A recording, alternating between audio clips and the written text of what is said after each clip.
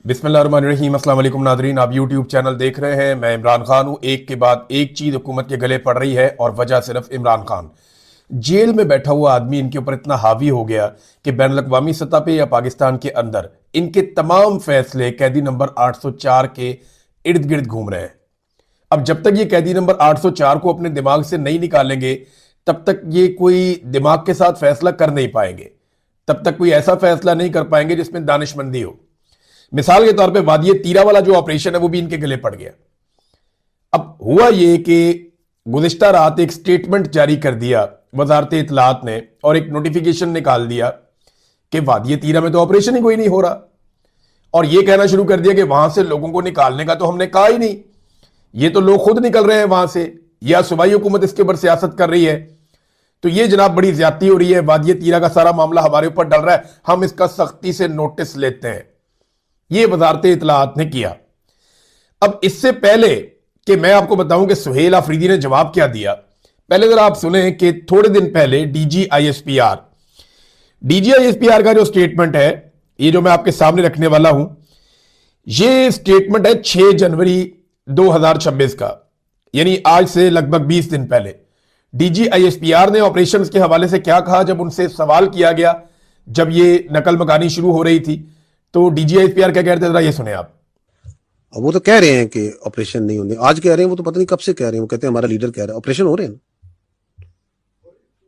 As of today भी हो रहे हैं। बिकॉज दी सिक्योरिटी, मैंने आप पहले बार बार की, कुछ चीजें फंडामेंटल्स हैं जिनके ऊपर कोई कॉम्प्रोमाइज नहीं किया जा सकता। ठीक है जी, आपने सुना डीजीआईएसपीआर को। अब जरा आप सुने ख्वाजा आसिफ जो वजीर दिफा है।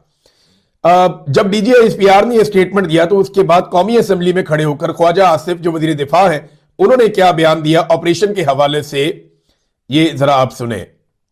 हम कर रहे हैं ऑपरेशन, बिल्कुल हम कर रहे हैं और करेंगे इंशाअल्लाह ताला, बिल्कुल करेंगे इंशाअल्लाह ताला। हम ऑपरेशन कर रहे हैं, आपके पास इख्तियारात हैं, आप इख्तियारात का इस्तेमाल नहीं कर रहे, मुल्क और कौम के लिए अपने इख्तियारात का इस्तेमाल नहीं कर रहे, अपने मफादात के लिए अपने इख्तियारात का इस्तेमाल कर रहे हैं आप जी। इसमें इकबाल आफरीदी ने बात करने की कोशिश की, जो मेंबर कौमी असेंबली है तीरा के इलाके से। जब उन्होंने ये बात करने की कोशिश की तो उन्हें रोक दिया गया, उन्हें बात नहीं करने दी गई, बल्कि फिजिकली रोका गया। हालांकि कौमी असेंबली में ऐसा होता नहीं है, लेकिन उन्हें रोका गया और ख्वाजा आसिफ ने कहा जी हम कर रहे हैं ऑपरेशन, बिल्कुल कर रहे हैं। ये नकल मकानी इसको सारे ओन कर रहे थे और ये काफी दिन से हो रही थी। मैंने आपको कल बताया कि एक्चुअली वफाकी हुकूमत ने और इदारों ने मनसूबाबंदी की थी कि इस नकल मकानी के जरिए से पाकिस्तान तहरीक इंसाफ को बदनाम किया जाएगा और यह प्रोपेगेंडा किया जाएगा कि यह ऑपरेशन तो सुहेल आफरीदी करवा रहा है। लेकिन यह प्रोपेगेंडा बिका ही नहीं, यह सौदा ही नहीं बिका। हालांकि अली अमीन गंडापुर साहब से ताल्लुक रखने वाले कुछ लोग वो बार बार यह कोशिश भी करते रहे कि सुहेल आफरीदी के गले में यह ऑपरेशन फिट कर दें। अली अमीन गंडापुर से जुड़े कुछ सोशल मीडिया के अकाउंट्स भी ये काम करते रहे। देखिए ना, एक आदमी को वजारत आला से आप हटाएं तो उसको तकलीफ तो होती है, ऐसा नहीं है वो आदमी कोई पत्थर का बना हुआ या लोहे का बना हुआ आदमी तो नहीं है, एक आम इंसान है। तो जब आप उसको वजारत आला से उठाएं और इस तरह उसको छोड़नी पड़ जाए तो फिर उसके लोगों को तकलीफ तो होती है, तो वो रिएक्शन भी नजर आता है। तो अब सुहेल आफरीदी ने फाइनली इसका जवाब दिया। एक तो मैंने आपके सामने साबित कर दिया कि ऑपरेशन हो रहे हैं, डीजीआईएसपीआर भी कह रहा है, वजीर दिफा भी कह रहा है, इन दोनों ने कह दिया कि ये ऑपरेशन हो रहे हैं। अब आ जाए इस बात के ऊपर कि सुहेल आफरीदी ने इसका क्या जवाब दिया। सुहेल आफरीदी ने बताया कि वादिये तीरा से लोग क्यों निकल रहे हैं, क्या वो नवाज शरीफ के पोते की शादी में जा रहे हैं? मैं भी कल ये पूछ रहा था कि क्या कोई लोग पिकनिक पे निकल रहे हैं, क्या वजह क्या है, कौन अपने घर छोड़ के जाता है? तो उन्होंने फिर सारी वजह बताई और यह बताया कि ये लोग क्यों निकले और किसने इनको निकाला। सुहेल आफरीदी ने कहा कि कोर कमांडर पेशावर और आईजीएफसी, इन्होंने लोगों को वादिये तीरा छोड़ने पर मजबूर किया और यह तारीख की एक बहुत बड़ी नकल मकानी तीरा के इलाके से हो रही है। और इस मकसद के लिए कि लोगों को उनके इलाके से निकाला जाए, इन्होंने 24 रुकनी एक कमेटी बनाई थी और इसकी सरबराही यही लोग कर रहे थे। अपनी सरबराही में इन्होंने कमेटी बनाई हुई थी और कमेटी को भी डराया धमकाया गया और फिर अवाम को मजबूर किया गया कि वो अपने इलाके छोड़कर वहां से बाहर निकल जाए। इससे पहले आपको याद होगा, चंद दिन पहले तलाल चौधरी जो वजीर मुमलिकत है, उसने भी ये कहा था कि हम तो सुहेल आफरीदी के ताबुन से ऑपरेशन कर रहे हैं। तो ये सारे लोग कहते रहे कि हम ऑपरेशन कर रहे हैं और अब ये भाग रहे हैं कि जनाब ऐसी बात नहीं है, हम कोई इनकला नहीं कर रहे और हम कोई ऑपरेशन नहीं करवा रहे। सुहेल अफरीदी ने मजीद भी कोई चीजें बताई। देखिए, ऑपरेशन के जरिए से पाकिस्तान तरीके इंसाफ को टारगेट करना, ये बात तो बहुत पुरानी है, शामदाना गुलजार बता चुकी है। बल्कि आज मैं देख रहा था, इकबाल अफरीदी है, शामदाना गुलजार हैं, अब्दुल गनी अफरीदी हैं, शहरयार अफरीदी हैं, ये लोग दोबारा वादिया तीरा के मुतासरीन के बीच में गए, उनके साथ बातचीत कर रहे हैं, उनसे मुलाकात कर रहे हैं और उनके दुखों का मुदावा करने की कोशिश कर रहे हैं। तो हुकूमत ने सोचा था कि हम जनाब काया पलट देंगे और ये बहुत बदनाम हो जाएंगे खैबर पख्तूनख्वा में, उल्टा उन्हें फायदा हो गया पीटीआई को। लोग बेवकूफ नहीं है ना, जिसके हाथ में मोबाइल है उसको सारी कहानी का पता है, वो हमें भी सुनता है, वो डीजीआई एसपीआर को भी सुनता है, और लोगों को इतना शऊर है कि वो सच और झूठ का खोज खुद ही लगा लेते हैं, सुनने के बाद उन्हें पता चल जाता है। अब जनाब सुहेल अफरीदी ने बताया कि ये 3 मंसूबों पे काम कर रहे हैं और मेरे खिलाफ 3 मंसूबे बनाए गए। सबसे पहले उन्होंने कहा डीजीआई एसपीआर ने प्रेस कॉन्फ्रेंस की और उसमें एक मुंतखब वजीर आला की वीडियो वो चलाता है तो उसे शर्म आनी चाहिए। एक तो डीजीआई एसपीआर को शर्म दिलाई, दूसरा उन्होंने कहा जी इन्होंने 3 ऑप्शंस के ऊपर काम किया। नंबर 1, ये किसी तरह खैबर पख्तूनख्वा में गवर्नर राज लगा दे, अगर उसमें कामयाब ना हो तो मुझे नाअहल करके यहां पे रजीम तब्दील करवा दें। देखिए, पहले गवर्नर राज की बहुत बात हुई, गवर्नर्स के इंटरव्यू भी होते रहे, इधर उधर भाग दौड़ भी होती रही, बड़ी कोशिशें होती रही, लेकिन पता चला कि गवर्नर राज लगा तो टिकेगा ही नहीं, आईन में भी गुंजाइश नहीं है। और दूसरा, उसके लिए जिस तरह की आईनी तब्दीली करनी है वो कोई और पार्टी मान भी नहीं रही थी कि कल को हमारी हुकूमतें भी गिरेंगी। लिहाजा 3 ऑप्शन, पहले गवर्नर राज था, उसमें कामयाब नहीं हुए तो अब नाअहल कर दे और रजीम तब्दील कर दे। सुहेल अफरीदी को, अब यहां से मैं आपको एक खबर भी दे देता हूं, आगे सुहेल अफरीदी का बाकी बयान मैं आपको बाद में बताता हूं। सुहेल अफरीदी को नाअहल करने के लिए इलेक्शन कमीशन ऑफ पाकिस्तान में गेम पड़ चुकी है और बहुत मुमकिन है कि आने वाले दिनों में सुहेल अफरीदी को नाअहल कर दिया जाए। इसके लिए बाकायदा प्लानिंग की गई है और प्लानिंग करके इलेक्शन कमीशन ऑफ पाकिस्तान को दे भी दी गई है और पूरी मनसूबाबंदी है कि किस तरीके से सुहेल अफरीदी को नाअहल करना है। यह पाकिस्तान की तारीख का एक नया वाकया हो जाएगा कि एक वजीर आला को नाअहल कर दिया गया और उसकी हुकूमत को गिरा दिया गया, और वो भी इलेक्शन कमीशन ऑफ पाकिस्तान के जरिए से। तो चले ये भी करके देख ले, एस्टेब्लिशमेंट ने इतने तजुर्बे किए मुल्क का बेड़ा गर्क करने में, एक और बेड़ा गर्क करके देख ले एस्टेब्लिशमेंट पाकिस्तान का। इस घूंट को भी पी लेगी कौम, लेकिन ये सारा जहर कौम वापस इनको पिलाएगी। ये वक्त आएगा इनको ये हाथों से लगाई हुई गिरे इनको दांतों से खोलनी पड़ेगी, इनकी ऐसी की तैसी फेर देगी पाकिस्तानी कौम। मैं जानता हूं पाकिस्तानी कौम को ताखीर जरूर हो सकती है, देर जरूर हो सकती है, लेकिन वो इनकी गुलामी के ऊपर कभी भी सर नीचे नहीं रखेंगे। और जो मैं बार बार कहता हूं ना तंजन के अपने बच्चों को अच्छा गुलाम बनाए, मुझे पता है ये तीर कहां पे जाके लगता है। ये जो नाअहल करने का मामला है इसके ऊपर काम चल रहा है और इसमें कामयाबी का इम्कान भी जनाब उन्होंने कहा जी बहुत ज्यादा है जी, हम करवा लेंगे नाअहल, प्लानिंग तो कर ली गई है। अब इस वक्त जो है वो खैबर पख्तूनख्वा में पाकिस्तान तरीके इंसाफ के 3-4 लोग वो पर तोड़ रहे हैं कि वो वजीर आला बन जाए। उनमें से कुछ तो इस वक्त वजीर आला के बहुत करीब भी है बंदा, अली अमीन गंडापुर को उम्मीद है कि दोबारा फिर उन्हें वजीर आला बनने का मौका मिल जाए। 1-2 लोग तो अपनी सीवियां लेके भी फिरते हैं और इस्लामाबाद में अपनी सीवी के साथ पाए भी गए हैं। यानी उन्होंने बड़ेगर को पैगाम भी भेजा है कि जनाब सुहेल अफरीदी बहुत सख्त आदमी है, अगर बाद में कुछ हो तो हम अगर थोड़ा सा सख्त बोलेंगे, थोड़ी सख्त बातें करेंगे, आपको वो बातें नागवार गुजरेंगी, बर्दाश्त करें, हो सकता है कि हम वजीर आला बन जाए। तो इस तरह के लोग भी फिरते हैं मार्केट में।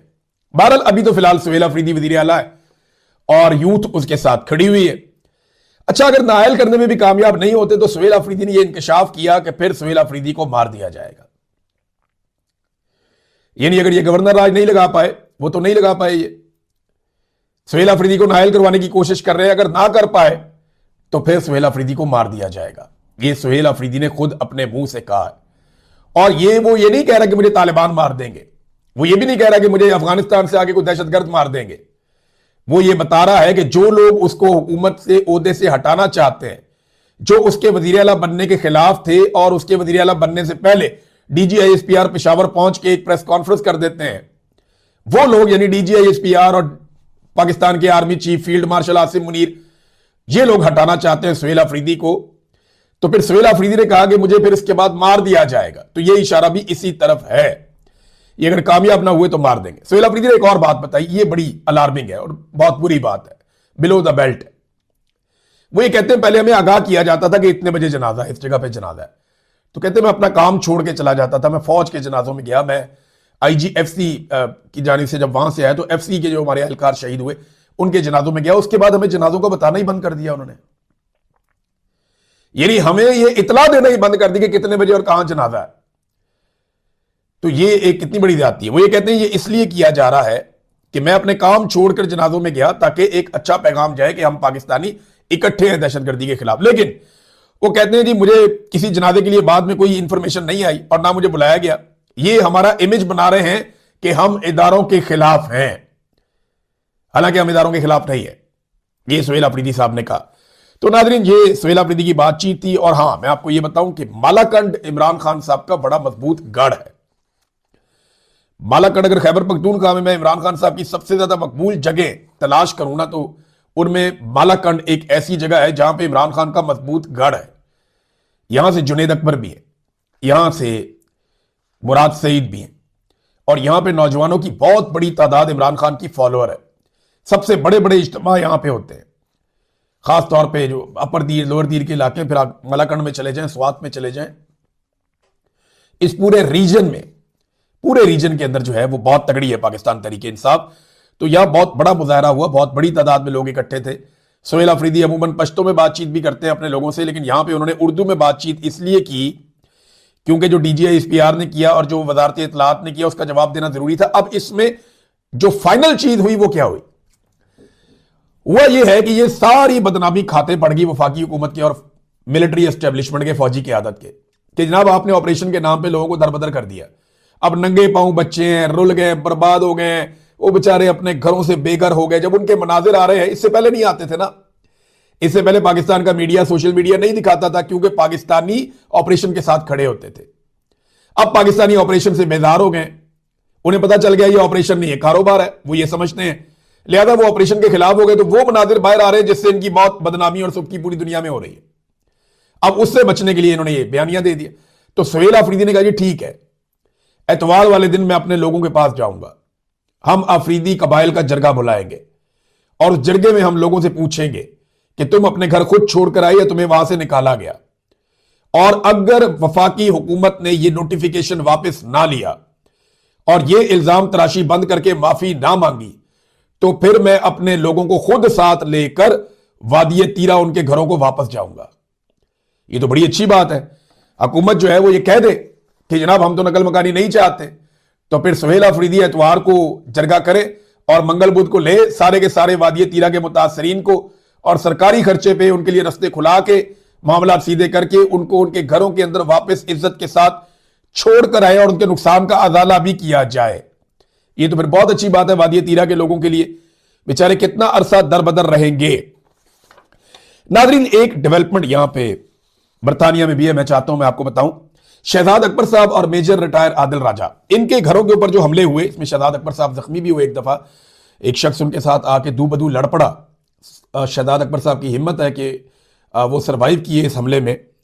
अब ये जो हमले हुए इनके घरों में, बरतानिया में 9 बंदे गिरफ्तार हुए हैं, लॉ इन्फोर्समेंट ने किए यहां पे, और 9 बंदों में से 3 बंदों को अदालत में पेश करके उन पे फर्द जुर्म आयद कर दिया गया।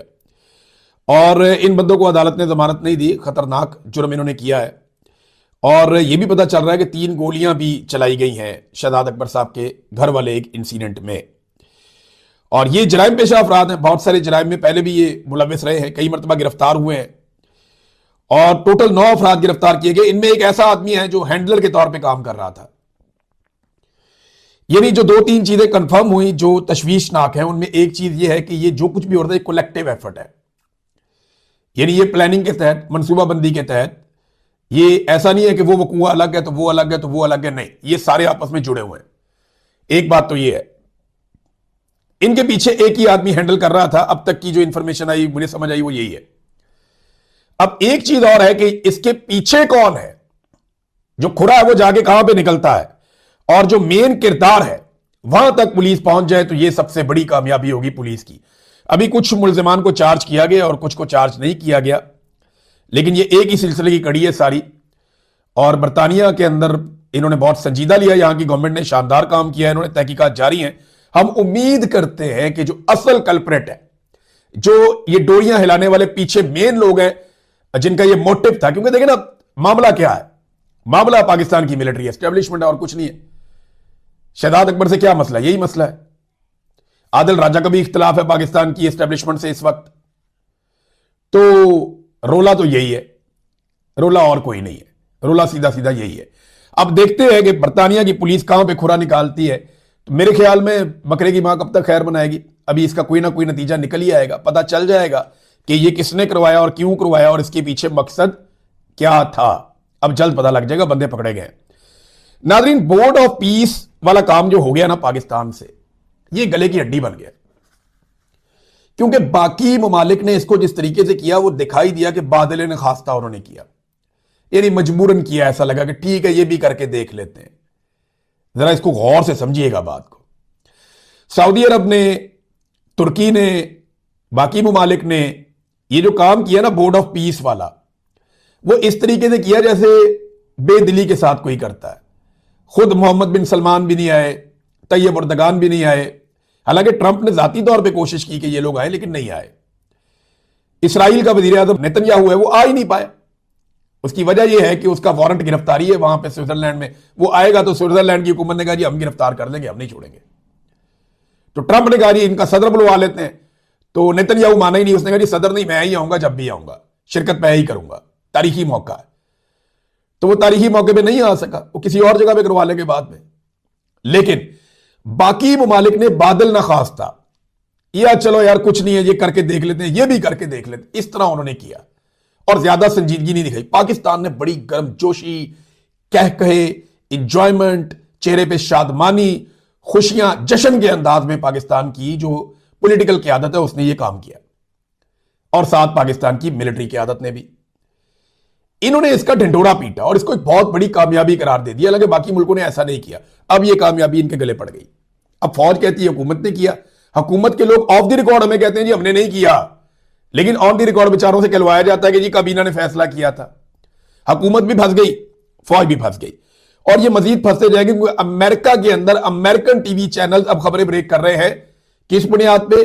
वो जो लीक डॉक्यूमेंट्स हैं उनकी बुनियाद पे वो खबरें लीक कर रहे हैं, बता रहे हैं कि जनाब ये बोर्ड ऑफ पीस है क्या एक्चुअली। अब कुछ और चीजें सामने आई, कुछ मैंने आपको पहले बताई थी। पहले मैंने आपको बताया था ना, इसमें इसराइल का कोई हिस्सा नहीं है, फलस्तीन का कोई हिस्सा नहीं है, सारा इसराइल का ही है। और ये सारा का सारा मंसूबा जो है वो गजा से मुताल्लिक नहीं है। एक ऐसी बॉडी बना दी गई है जो फ्यूचर में बस जो दिल करेगा करती जाएगी। बहुत सारी चीजें मैंने आपको बताई थी। अब अमेरिकी मीडिया ये रिपोर्ट कर रहा है कि लीक होने वाली जो दस्तावेजात हैं उनके मुताबिक जो चार्टर है इसका बोर्ड ऑफ पीस का, 50% गजा पर इसराइल कंट्रोल करेगा। यानी गजा के 50% इलाके पर इसराइली कंट्रोल रहेगा, जो इस वक्त भी मौजूद है, और वहां तेजी से फौजी तनसीबात बनाई जा रही हैं। 50 के करीब फौजी तनसीबात अभी कायम कर दी गई हैं।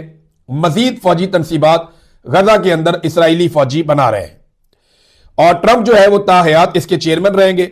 और ट्रंप के जो करीबी लोग हैं, जैसे कि उनके दामाद हैं, उनके करीबी सियासतदान हैं, वो इस बोर्ड की एग्जीक्यूटिव बॉडी के मेंबरान हैं। बोर्ड की जो एग्जीक्यूटिव बॉडी है वो उसके मेंबरान है, बाकी जो मुल्क हैं वो अलग से मेंबरान है, और वो उसके रुकन रहेंगे वो पैसे देने के बाद। अब आजाद फलस्तीन का लफ्ज इसके अंदर कहीं भी शामिल नहीं है, यानी फलस्तीनियों की आजादी या फलस्तीनियों की कोई रियासत या फलस्तीनियों का कोई मुस्तकबिल, इसके बारे में इस पूरे बोर्ड ऑफ पीस के अंदर या इसके चार्टर के अंदर किसी किस्म का कोई लफ्ज नहीं है। वैसे भी इसराइल ने होने भी नहीं देना था। डोनाल्ड ट्रंप देखें इसराइल का मफाद सोच रहे हैं, वो अपने दोस्त का मफाद सोच रहे हैं। डोनाल्ड ट्रंप और इसराइल के ताल्लुकात जो हैं वो आप ये समझ ले एक सीसा पिलाई हुई दीवार की तरह है। डोनाल्ड ट्रंप कभी इसराइल को तनहा नहीं छोड़ेगा, या डोनाल्ड ट्रंप कभी भी इसराइल को नुकसान नहीं होने देगा। उसने दोस्ती का हक अदा किया है, और हमने जो है वो खुशामद का हक अदा किया है, और जनाब जूते पॉलिश वही जो हमेशा से करते चले आए। नाजरीन, ये पाकिस्तान के ना गले की हड्डी बनेगा, क्योंकि अमेरिका से ही बहुत सारी चीजें निकलेंगी और दुनिया की हर जगह से निकलेंगी, और पाकिस्तानी जवाब देते रहेंगे और इनके पास जवाब होगा नहीं। अब मैं नाजरीन एक स्टेटमेंट आपके सामने रखता हूं। ये स्टेटमेंट जो है ये अमार अली जान साहब का बहुत इंपॉर्टेंट है, और मेरे ख्याल में जो ईमान मजारी का केस है उस केस के हवाले से बहुत सारे लोगों ने बहुत सारे बयान दिए, लेकिन ये कंप्रीहेंसिव इसके अंदर उन्होंने एक एंगल उठाया, अमार अली जान साहब ने बात बिल्कुल ठीक कर रहे हैं। यानी जिस दौर में पाकिस्तानियों की अक्सरियत को बुखार चढ़ा हुआ था ना, और ये लगता था हम सबको कि जनाब एस्टेब्लिशमेंट जो करती है शायद मुल्क के मफाद में करती है, हालांकि इख्तलाफात मार्शल लॉ के ऊपर, बाकी चीज़ों के ऊपर उनसे लोगों को रहते थे। अमार अली जान तब भी कहता था कि नहीं नहीं ऐसे नहीं है, आपको पता चलेगा, और वाकई बात ठीक है। अमार अली जान कहते हैं कि जी वो कुव्वतें जो आइन को पामाल करती हैं, सियासी लीडरान को गद्दार कहकर पाबंदे सलासल, जबकि गद्दारों को तख्त पर बैठाती हैं, जो आम शहरियों को अगवा करती हैं और अपने ही अवाम पर अगयार के कहने पर ऑपरेशन करती हैं, इन कुव्वतों के हिस्से में हाउसिंग सोसाइटियां और मुनाफा बख्श कारोबार आते हैं, जिनकी कुल मालियत आज 70 अरब डॉलर से ज्यादा है। और ईमान मजारी और हादी अली चट्टा जैसे लोग जो इन पॉलिसियों के खिलाफ आवाज उठाते हैं, आइन की पासदारी का मुतालबा करते हैं, शहरियों के बुनियादी हकूक का दिफा करते हैं, इनके हिस्से में कैदोबंद की सऊबतें आती हैं। एक मुल्क दो दस्तूर, नामंजूर नामंजूर। मामला यह है कि अमार अली जान साहब को या जितने भी एक्टिविस्ट हैं जो रियली चाहते हैं पाकिस्तान में सिविलियन सुपरमेसी आए, बहुत सारे तो रंगबाज है ना, जो रोजाना कोई ना कोई बेनकाब हो जाता है। वो नवाज शरीफ के ऊपर मुश्किल वक्त आता है तो बहुत सारे हमारे सहाफी और दानिश्वर जो है वो इनकलाबी बन जाते हैं। नवाज शरीफ मुश्किल से निकलता है, साथ ही वो पॉलिश पकड़ लेते हैं। पीपल्स पार्टी में मुश्किल वक्त आता है तो बहुत सारे इनकलाबी जो है वो दानिश्वर, वो इनकलाबी बन जाते हैं, और जैसे ही जरदारी साहब इक्तदार में आते हैं वो जूता पॉलिश पकड़ लेते हैं। लेकिन कुछ लोग ऐसे हैं जो हर दौर के अंदर सिविलियन सुपरमेसी के लिए आवाज उठाते रहते हैं। उन सब लोगों को इमरान खान का शुक्रिया अदा करना चाहिए। सीरियसली इमरान खान का शुक्रिया इसलिए अदा करना चाहिए कि वो वाहिद आदमी है जिसने ये कौम को ये सबक उस तरीके से पढ़ाया कि आज तक कोई नहीं पढ़ा सका। आज आप पाकिस्तान में कोई इलेक्शन, कोई सर्वे करवा ले, पाकिस्तान की एस्टेब्लिशमेंट की औकात 5% भी नहीं रह गई। ये इमरान खान ने करके दिखाया। आसमा जहांगीर कितनी कोशिश की, नहीं कर पाई। अपने हम ख्याल लोग तो उन्होंने पैदा किए, नहीं कर पाई, लेकिन सलाम है उनकी कोशिश को। बहुत सारे लोगों ने कोशिश की, बेनजीर ने कोशिश की, नहीं कर पाए, एक हद से आगे नहीं जा पाए। लेकिन इमरान खान ने कोशिश की और पूरी कौम को ट्रिगर कर दिया और ला के मसला समझा दिया सादा अल्फाज में कि यह है पाकिस्तान का असल मसला। अब अगर कभी पाकिस्तान तहरीके इंसाफ पीछे हट भी जाए ना, तो जो एक लोगों की बहुत बड़ी तादाद बन गई है जो इस मामले को समझ गए हैं, वो अपने इस नुक्ते पे खड़े जरूर रहेंगे, कभी ज्यादा कभी कम।